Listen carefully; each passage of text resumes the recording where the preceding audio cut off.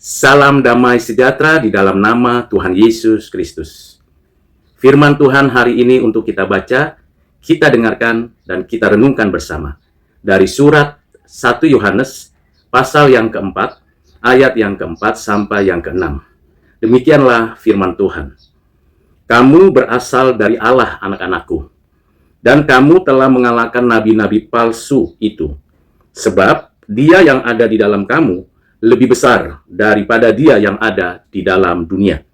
Mereka berasal dari dunia.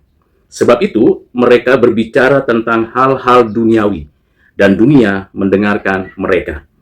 Kami berasal dari Allah. Siapa yang mengenal Allah, ia mendengarkan kami. Siapa yang tidak berasal dari Allah, ia tidak mendengarkan kami.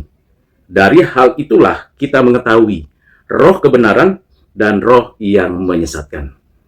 Berbahagialah kita yang menyimpan, mengerti, dan melakukan firman Tuhan ini dalam kehidupan kita setiap hari. Saudara yang kekasih di dalam Kristus, Rasul Yohanes memberikan kepada kita pembedaan antara orang-orang yang di dalam Kristus, yang senantiasa mendengarkan pengajaran para rasul, yang setia dan taat pada Allah, dengan orang-orang yang dari dunia, yang mendengarkan nabi-nabi palsu, dan mereka yang sama sekali menyesatkan. Jadi di dalam komunitas umat manusia, ada dua kelompok besar, dan dua-duanya eksis di dalam kehidupan peradaban manusia. Dari sejak Adam, kejatuhannya, sampai nanti di akhir zaman. Dua kelompok itu adalah keturunan ular dan keturunan perempuan. Keturunan ular yang selalu menghasilkan nabi-nabi palsu, rasul-rasul palsu, agama-agama palsu, pengikut-pengikutnya begitu banyak dan terus bertambah. Melalui berbagai cara, kepalsuan, penyesatan, dan tipu daya dihadirkan di dunia dan semuanya dikerjakan secara duniawi. Ya, tentu mereka melakukan pemberontakan dengan sadar, dengan sengaja untuk melawan Tuhan Allah dan berupaya menyesatkan orang-orang pilihan. Sementara yang dari keturunan perempuan yang ditebus oleh Kristus dengan kasih dan anugerah Allah Bapa menikmati pertolongan Roh Kudus.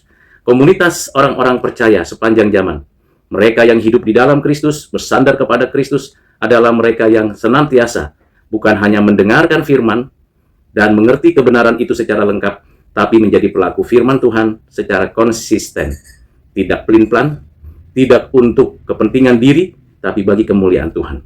Disinilah Rasul Yohanes memberikan satu pembedaan yang sangat signifikan untuk kita tetap mengerti bahwa selama kita ada di muka bumi ini dan selama belum datang kembalinya Tuhan untuk menghakimi orang-orang jahat dan yang berdosa itu, maka selama itu pula selalu ada nabi-nabi palsu, rasul-rasul palsu, agama-agama palsu, pengikut-pengikut yang melakukan kejahatan-kejahatan dari pikiran mereka.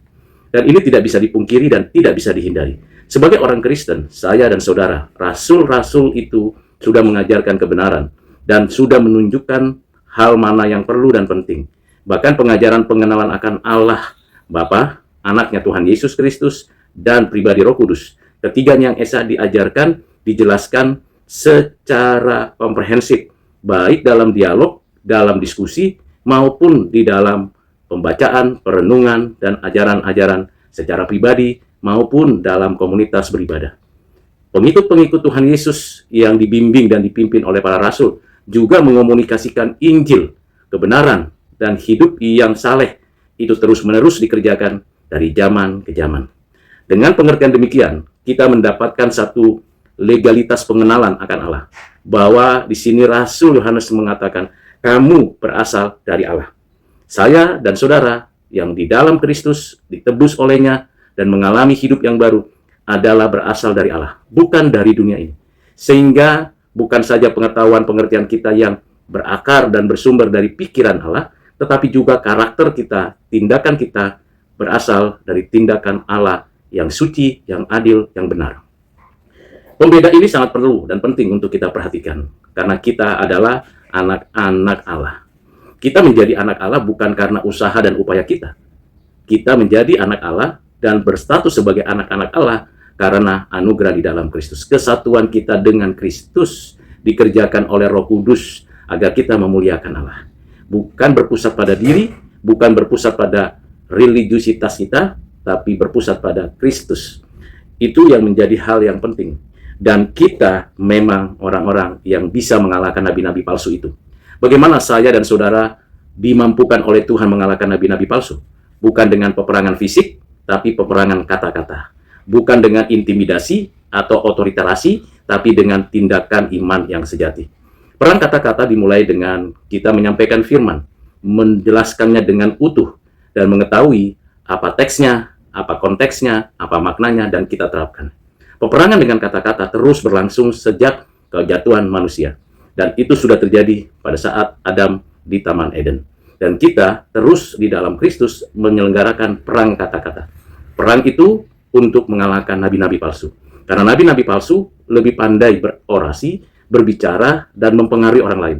Dengan kata-kata yang manis, yang indah, yang nampaknya membuat orang tertarik, tetapi isinya bukan hanya kosong, bukan hanya tidak memiliki kemampuan kualitas apapun, tetapi isinya menyesatkan. Menolak keadaan Tuhan, menolak kualitas yang dinyatakan Tuhan, dan tentu hidupnya jauh dari Tuhan. Peperangan yang kedua dengan tindakan iman. Ini merupakan satu aktualisasi iman. Iman tanpa perbuatan adalah kosong, hampa, mati, tidak berdaya. Kalau kita menyatakan bahwa kita memiliki iman, maka kita punya tindakan iman. Tindakan itu aktual, konkret, dirasakan oleh kita dan orang lain. Dan tindakan itu selalu berasaskan pada kasih yang dari Allah dan kebenaran-kebenarannya. Sehingga orang lain merasakan kedamaian ketika tindakan itu kita lakukan. Mari dua hal ini untuk kita kerjakan mengalahkan nabi-nabi palsu. Dan nabi-nabi palsu tidak pernah berhenti mencobai, mengganggu, menyesatkan. Apalagi di zaman digital ini. Melalui media sosial, nabi-nabi palsu melontarkan kata-kata yang sangat-sangat mirip dengan kekristenan, bahkan memakai terminologi kekristenan, bahkan berjubahkan jubah kekristenan, tetapi mereka nabi-nabi palsu. Tidak berpusat pada Kristus, meninggikan diri, dan menjadi pelaku playing God, seolah-olah mereka adalah Tuhan. Kita harus kalahkan mereka. Tentu bukan dengan kuat kuasa kita, kemampuan kita, strategi kita. Kiranya Roh Tuhan yang memberikan hikmat untuk kita bisa mengalahkan nabi-nabi palsu tersebut. Dan para pengikutnya, jikalau Tuhan kehendaki, di antara mereka ada orang-orang yang disesatkan, mereka di antaranya mungkin ada yang ditentukan dari semula sebagai orang pilihan, kita bawa, kita tarik, kita ajak, kita ajarkan kebenaran Tuhan. Dan Tuhanlah yang berkarya mengubah hati manusia. Sebelum kita mengubah hati orang dengan sarana yang Tuhan berikan kepada kita, karena Tuhan yang mengubah hati kita juga senantiasa mengubah hati orang dengan cara peperangan tadi, tetapi ketahuilah, mengubah hati orang itu hanya Tuhan. Kita hanya sarana untuk mengubahnya. Sarananya berperang dengan kata-kata dan tindakan iman. Karena itu saudara-saudara, karena kita bukan berasal dari dunia ini, maka jangan cintai hal-hal duniawi, hal-hal yang cemar, hal-hal yang najis, hal-hal yang tidak disiplin. Kalau kita orang Kristen, tentu perlu disiplin. Disiplin makan, disiplin tidur, disiplin dalam beribadah. Janganlah pula kita terlambat dalam beribadah. Janganlah pula kita ikut-ikutan dengan cara-cara duniawi. Kita harus tunjukkan teladan iman kita. Saudara yang kekasih di dalam Kristus, karena kita berasal dari Allah, sama seperti para rasul, itu sebabnya kita semakin mengenal Tuhan, semakin rindu dan taat akan firman Tuhan, dan Roh Tuhan, Roh kebenaran, akan memimpin kita kepada seluruh kebenaran. Dan segala kebenaran adalah kebenaran Allah. Kebenaran yang diwahyukan, kebenaran yang dituliskan, kebenaran yang dinyatakan kepada kita. Kebenaran yang diwahyukan adalah kebenaran-kebenaran yang sifatnya melalui karya ciptaan.